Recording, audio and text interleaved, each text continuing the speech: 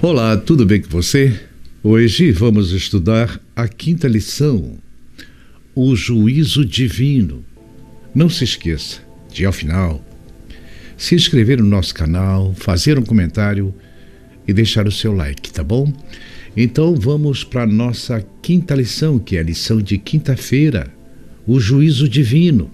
Deus feriu todos os primogênitos no Egito, porque ele se concentrou nos primogênitos. Êxodo 12, 29 e 30. Hebreus 11, 29. A lição traz a resposta de que a morte dos primogênitos representava o juízo contra todas as famílias que haviam rejeitado o Senhor. Então, finalmente, o autor nos leva a uma perspectiva final nessa história, que é a questão do julgamento divino.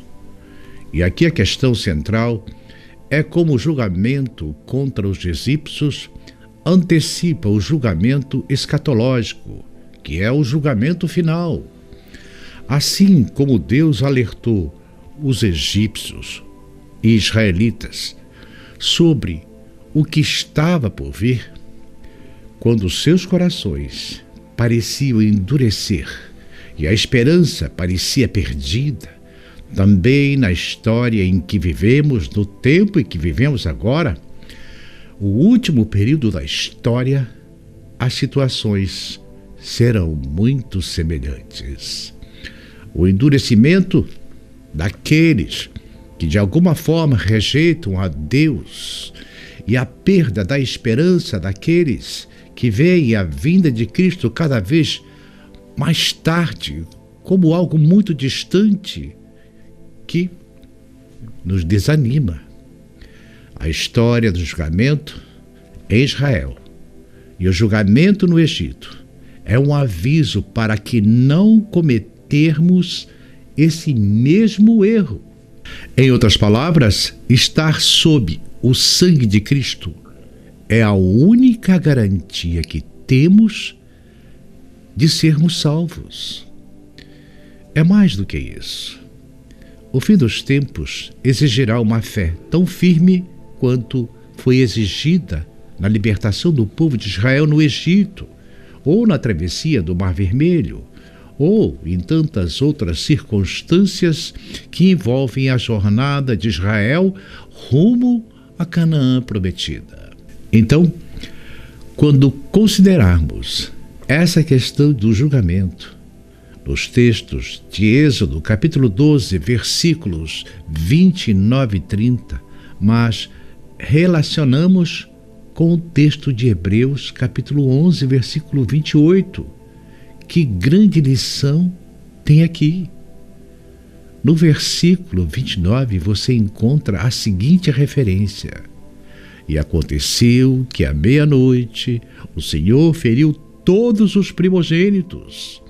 Em outras palavras, a morte dos primogênitos revela que o julgamento de Deus contra a idolatria é algo preciso, definitivo. Mas o que isso importa? É importante notar que é da mesma forma que Deus resolverá o conflito final. Então, se observarmos as metáforas referentes à segunda vinda de Cristo, elas também apresentam essa mesma referência. É à meia-noite que Deus escolhe para libertar seu povo. E aqui não estamos falando de uma meia-noite literal, necessariamente no tempo do nosso relógio, mas da meia-noite no sentido da escuridão, escuridão completa, em que o mundo mergulhou. Considerando que a fé está à beira de perder completamente sua perspectiva, porque o mundo se tornou tão corrupto e maligno que não há mais salvação, Deus intervém para que a luz manifestada em seu povo agora se torne presente em meio a todas essas condições de escuridão e trevas. E é nesse momento que Deus escolhe e prefere para salvar o seu povo. Sim, eu sei que você, como eu, às vezes sente que isso está demorando muito. Sim, está. Mas na perspectiva de Deus, Ele gostaria de ter resolvido essa questão há muito tempo. E talvez a gente nem tivesse nascido. Mas a misericórdia de Deus é grande o suficiente para que Ele espere até que a última medida do pecado se esgote. E, portanto, às vezes pode parecer um atraso para nós, deve ser entendido como um ato de misericórdia e renovar a nossa esperança. Olhando para o julgamento e as pragas, das quais haviam 10, não eram poucas.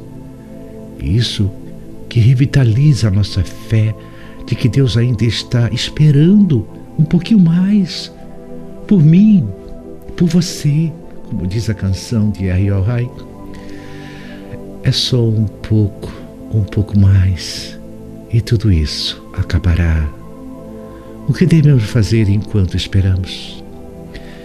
E o que podemos aprender com essa história do julgamento e a Páscoa?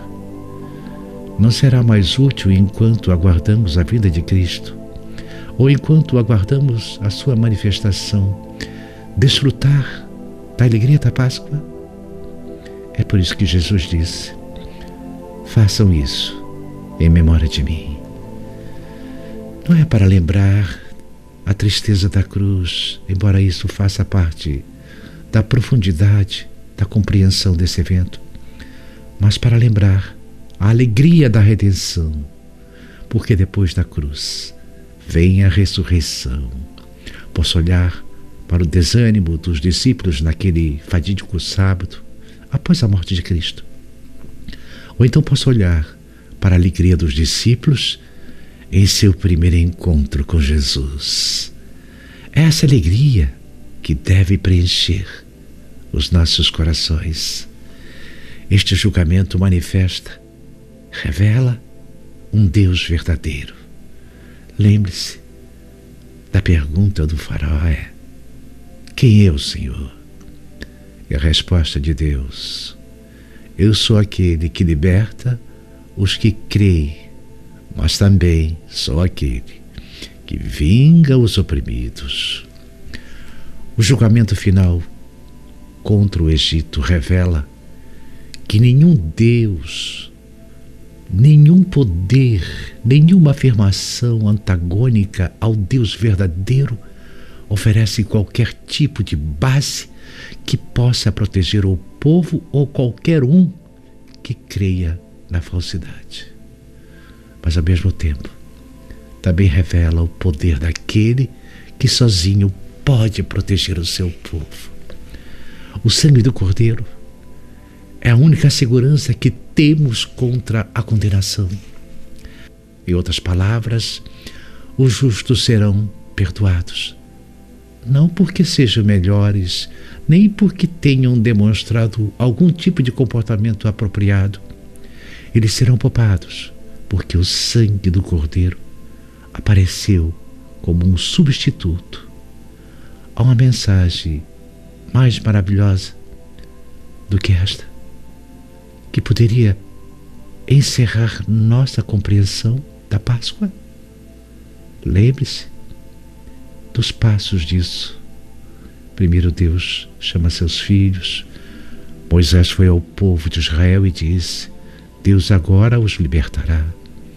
Então Deus aparece ao faraó porque ele quer salvar a todos. Finalmente, Deus envia advertências e pragas como forma de provocar o povo ao arrependimento e renovar a esperança de Israel. Em seguida, Deus faz um apelo final. Isso me parece exatamente o que vemos na sequência do livro de Apocalipse. Você olha para todos os tempos da história, nas 7 igrejas, nos 7 selos, nas 7 trombetas, e você vê todos os apelos de Deus em todas as eras tentando nos salvar. Quando chegamos ao final do livro de Apocalipse 18, No capítulo 18, há um apelo final, uma maneira final de Deus apelar para o mundo. Perseguição surge de todos os lados. Depressão também aparece de todos os lados. Opressões, perseguições, massacres. Deus faz com que as pessoas emitam um aviso final ao mundo. Sai dela, povo meu, saiam da Babilônia, para que não participem das pragas que cairão sobre eles. É curioso que quando comparamos esses dois textos, este é um tópico que nem sequer foi abordado na lição, mas eu acho que vale a pena lembrar. Há um povo que precisava de libertação e que havia sido oprimido no Egito. Deus enviou 10 pragas apenas para então, caprichosamente, dar-lhe os 10 mandamentos. Eu acho que você quer saber mais, né? Então não perca o estudo adicional de sexta. Não esqueça de se inscrever, comentar e deixar o seu like, tá bom? Que o Senhor vos abençoe. Até amanhã, se Deus permitir.